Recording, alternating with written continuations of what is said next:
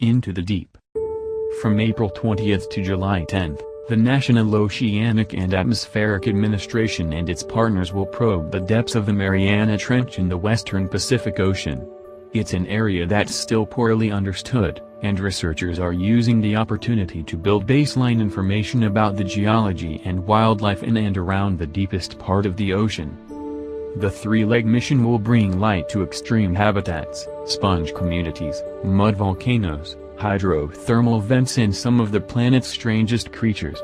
To access these bone-crushing depths, the NOAA team relies on the trusty Deep Discoverer ROV, which has provided stunning images and video of our planet's deepest, darkest secrets. You can join the team live as it conducts dives.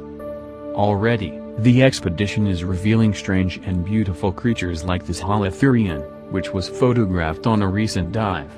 But that's just the start. Here's a look at what the research team has encountered since the expedition set sail. This little piggy. This translucent sea pike doesn't keep any secrets, including what it ate for lunch. Sea pikes earn their nicknames because they are plump, pink and possess short limbs.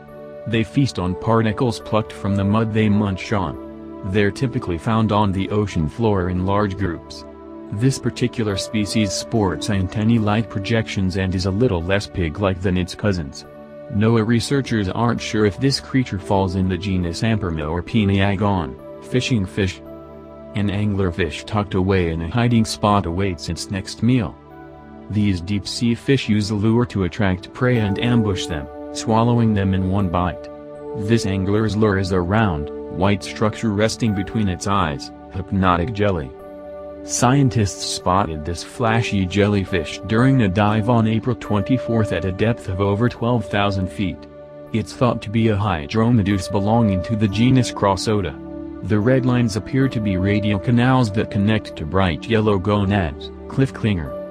Predatory tunicates spend their days attached to rocks feeding on small animals that swim into their hood-shaped mouths. If you've seen a Venus flytrap consume prey, you've got a pretty good idea of how a predatory tunicate eats. A dearth of mates is also no problem for the hermaphroditic deep-sea dweller. Every tunicate can reproduce by itself if conditions warrant. Traveling home. A sea anemone is at home on top of a hermit crab. The anemone secretes a shell of sorts for the crab, which it then inhabits instead of a shell. The symbiotic relationship between anemones and other species of hermit crabs that rely on shells for protection is well documented. Crabs that outgrow their shells will often transfer the anemone from the old shell to the new one, forging a lifelong partnership. Garden City. NOAA's expedition spotted this coral garden at Zealandia, which is a large fragment of the former supercontinent of Gondwanaland, deep-sea pear. An oblique banded snapper, left, and moray eel share the limelight, spirals in the mud. An enteronust, or acorn worm, in the process of leaving behind its characteristic fecal coil on the bottom of the ocean in the Sirena Canyon. The front end of these animals is shaped like an acorn, and it consists of a proboscis in collar that it likely uses to burrow. This particular enteronust ingests sediment and filters out nutrients much like an earthworm, rabbitfish. Scientists spotted this chimera, or rabbitfish, near a site known as the Northwest Guam Seamount. Chimera's closest living relatives are sharks, although they branched off from sharks some 400 million years ago, pretty in pink.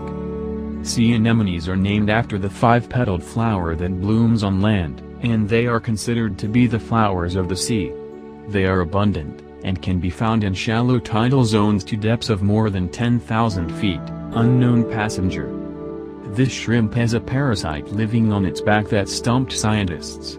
Parasites remain one of the most poorly described groups of animals in the world, according to NOAA, pale and thin. This spiny eel's body lacks any pigment, apart from silver scales that reflect light from the ROV.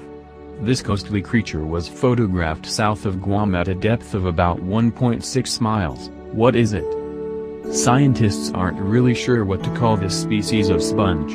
Researchers think the white spots in its tissue could be embryos, but they can't be sure. It's just one of the many mysteries awaiting scientists in this part of the planet. Urchin gathering. While it isn't uncommon to find sea urchins attached to elevated rocks in an attempt to snap food from ocean currents, NOAA scientists aren't quite sure why so many have chosen to gather here. Prior to this particular dive, scientists hadn't observed such a large concentration of urchins in a single location, making our mark. Even in the deepest, darkest, most inaccessible location on the planet, the impact of human civilization is still evident on the ocean floor.